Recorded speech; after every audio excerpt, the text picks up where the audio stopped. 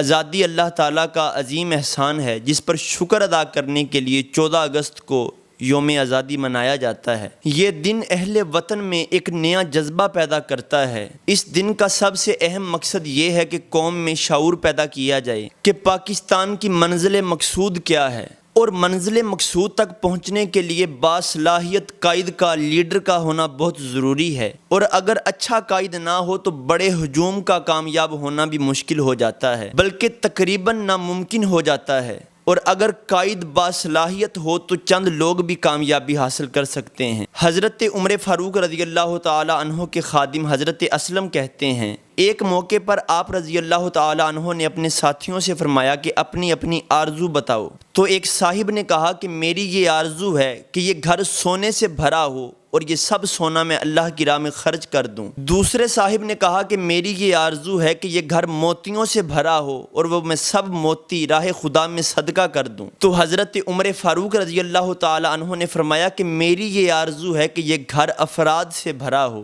وہ تمام ابو عبیدہ بن جراحہ، معاذ بن جبل، حضرت سالم اور حضرت حذیفہ رضی اللہ تعالی عنہ جیسے ہوں، تاکہ میں ان سے دین کا کام لوں۔ تو ناظرین، دوسرے افراد نے راہ خدا میں خرچ کرنے کے لیے وسائل کی آرزو کی، مگر فاروق اعظم رضی اللہ تعالی عنہ نے دل میں وسائل کی بجائے باصلاحیت و دیانتدار قائدین کی تمنا کی۔ تو حضرت عمر فاروق رضی اللہ تعالی عنہ ہمیں بتانا چاہتے ہیں کہ اگر قیادت ہو اور وسائل نہ ہونے کے باوجود بھی اللہ تعالیٰ منزل مقصود تک پہنچا دیتا ہے۔ تحریک پاکستان کی کامیابی کا ایک اہم سبب یہ بھی تھا کہ اس وقت قیادت باصلاحیت اور باکردار لوگوں کے ہاتھ میں تھی۔ صف اول میں قائد اعظم محمد علی جناح تھے تو ان کی پشت پر علماء اور مشائخ اہل سنت کا ہاتھ تھا۔ بانی پاکستان نے 11 جولائی 1946 کو حیدرآباد میں جلسہ عام سے خطاب کرتے ہوئے کہا تھا کہ لیڈروں کے انتخاب میں ہمیشہ احتیاط کریں،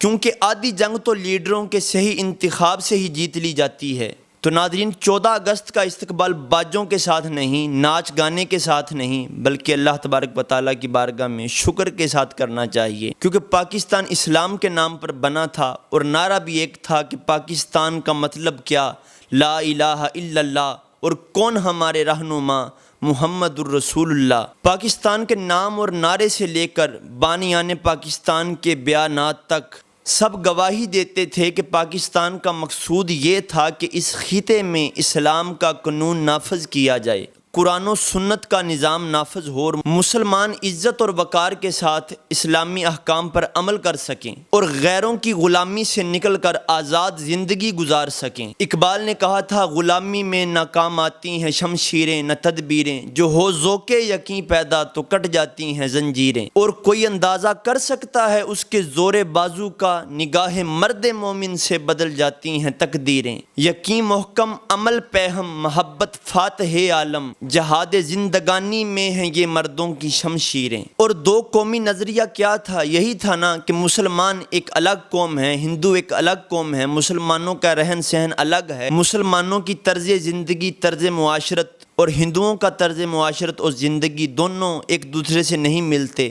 پاکستان بنانے کا مقصد صرف یہی نہیں تھا کہ اذانیں دے کر مسجدوں میں نمازیں پڑھی جائیں، اصل مقصد یہ تھا کہ کچہریوں میں بھی آقا علیہ السلام کا دین نافذ ہو، اسمبلیوں میں بھی آقا علیہ السلام کا دین نافذ ہو، اداروں میں بھی آقا علیہ السلام کا دین نافذ ہو۔ علماء اور مشائخ اہل سنت نے اسی مقصد کے لیے مسلم لیگ کی حمایت کی تھی۔ آل انڈیا سنی کانفرنس کے ایک جلسے میں امیر ملت پیر جماعت علی شاہ صاحب نے مجمع کو مخاطب کر کے فرمایا کہ 2 جھنڈے ہیں، ایک اسلام کا اور دوسرا کفر کا، تم کس جھنڈے کے نیچے کھڑے ہوگے؟ تو سب لوگوں نے کہا کہ اسلام کے جھنڈے کے نیچے۔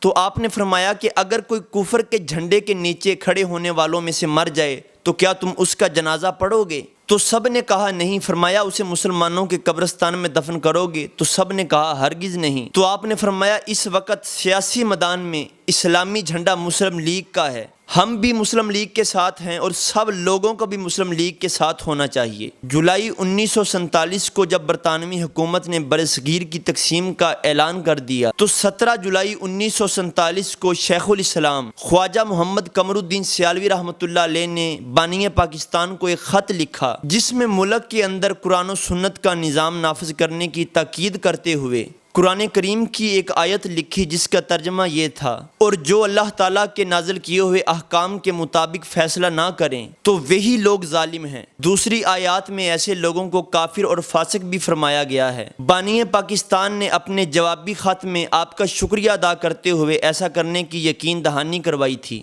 اور خالق کائنات دشمنان اسلام، دشمنان پاکستان اور ان کے پشت پناہوں کو دنیا و آخرت میں نشان عبرت بنائے۔ اسرائیل سمیت مسلمانوں پر ظلم ڈھانے والے تمام ممالک کو تباہ و برباد فرمائے، اور ہمیں مظلوموں کا سہارا بننے کی توفیق عطا فرمائے۔ پاکستان زندہ باد۔